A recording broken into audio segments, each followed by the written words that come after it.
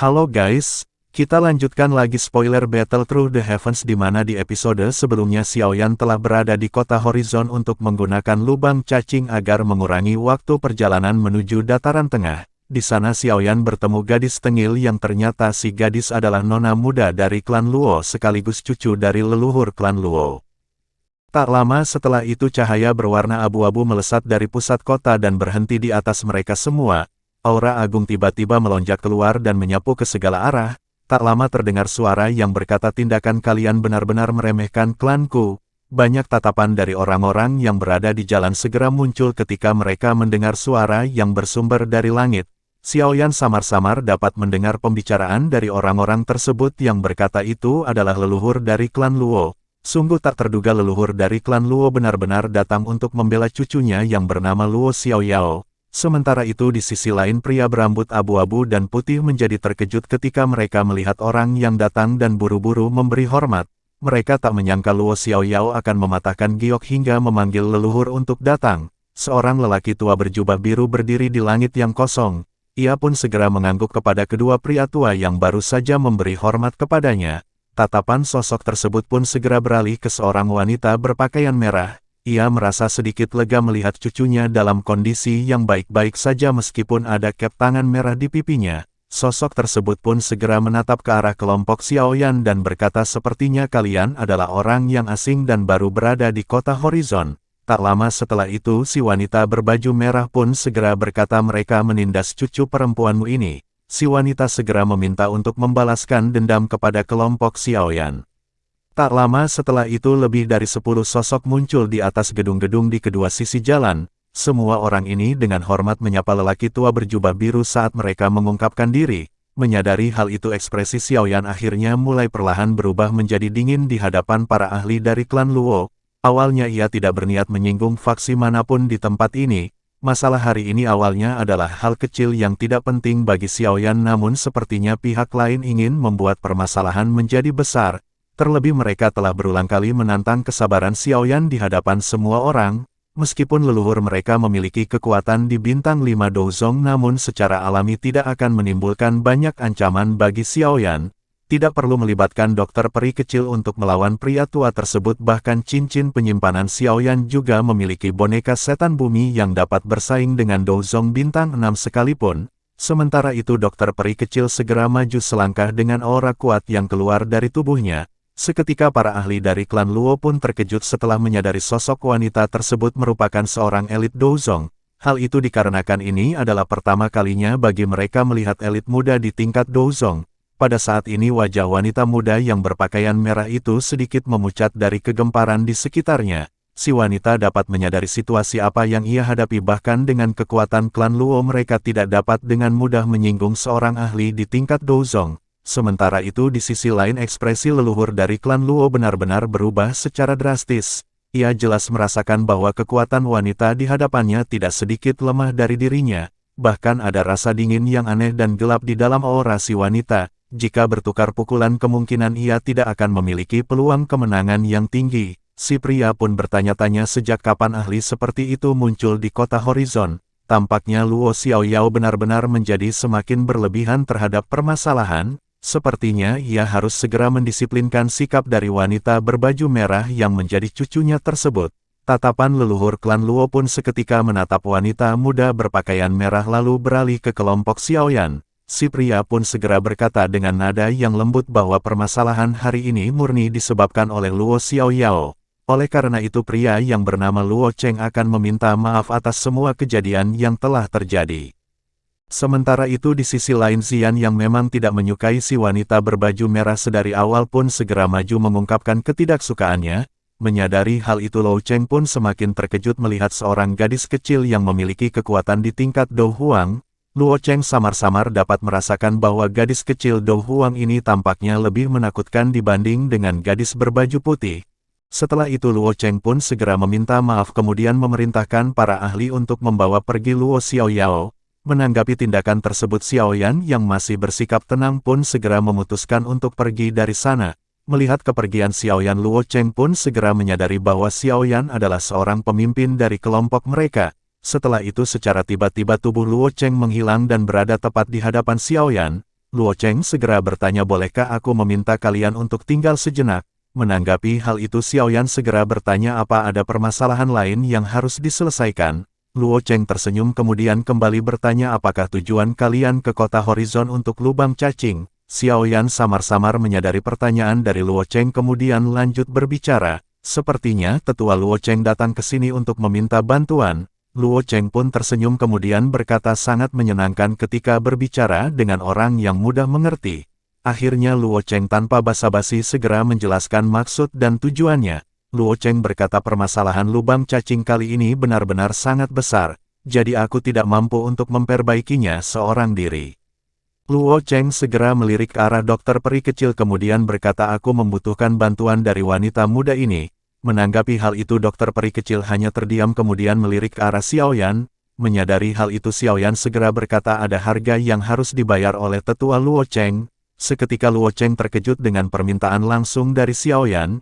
Ia pun tersenyum pahit kemudian berkata jika lubang cacing telah diperbaiki maka kalian semua dapat memasukinya.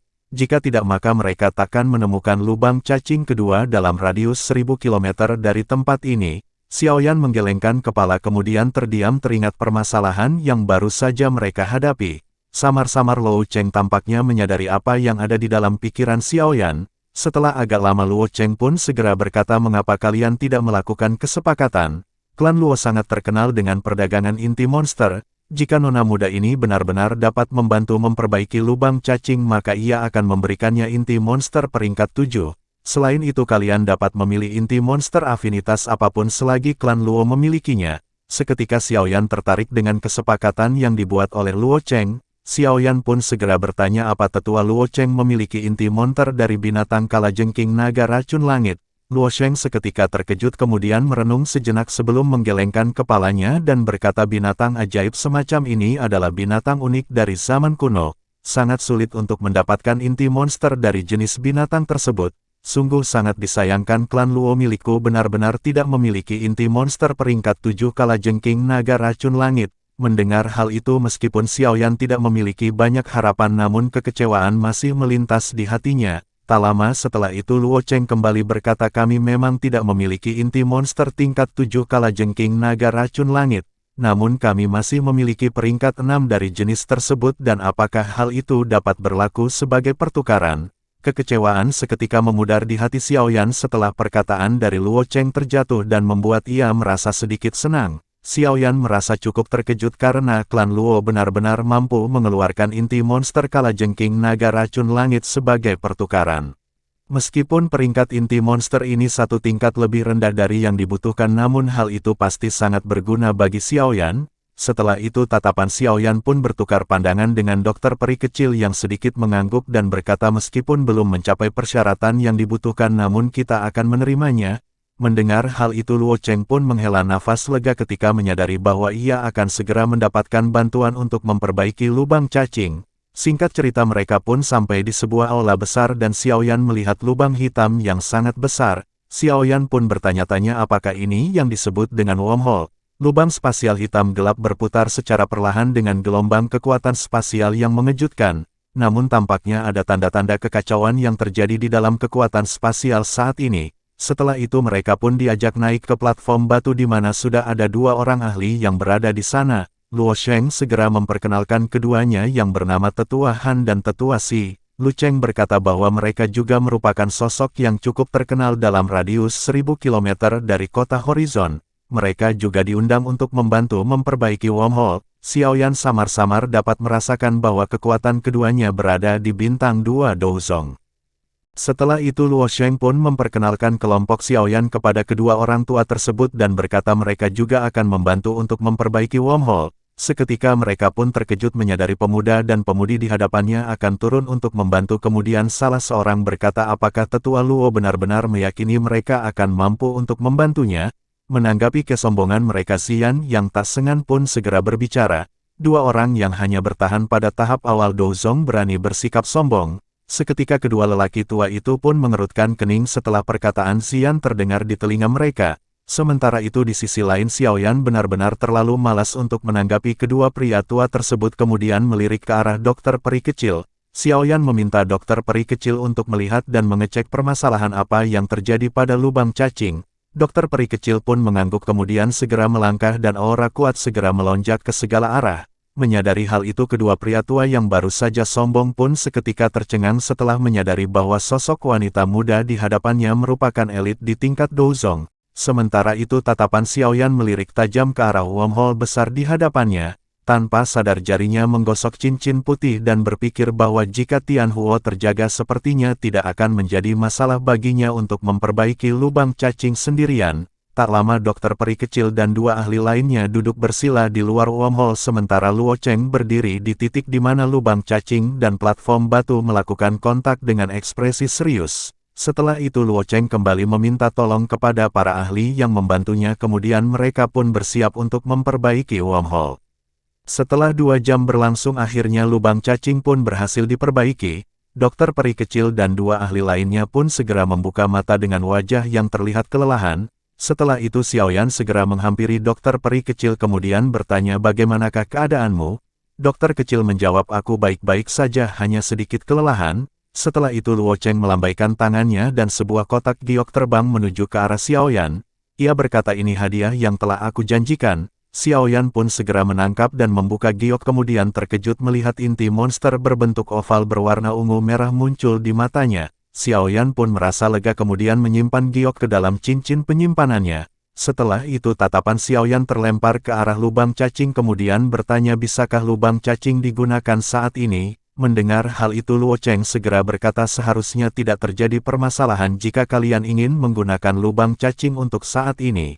Namun Luo Cheng menyarankan agar mereka menunggu beberapa saat mengingat lubang cacing baru saja diperbaiki. Mendengar hal itu Xiaoyan pun menggelengkan kepala kemudian berkata kami masih memiliki beberapa keperluan yang mendesak dan tidak bisa tinggal lebih lama. Luo Cheng pun hanya bisa menganggukkan kepalanya merasa kecewa saat mendengar perkataan Xiaoyan. Luo Cheng kemudian mengambil perahu kayu seukuran telapak tangan dari cincin penyimpanannya kemudian berkata ini adalah kapal luar angkasa yang digunakan untuk melakukan perjalanan ke lubang cacing. Xiaoyan seketika terkejut saat melihat perahu kayu karena ini adalah pertama kalinya ia mendengar tentang kapal ruang angkasa.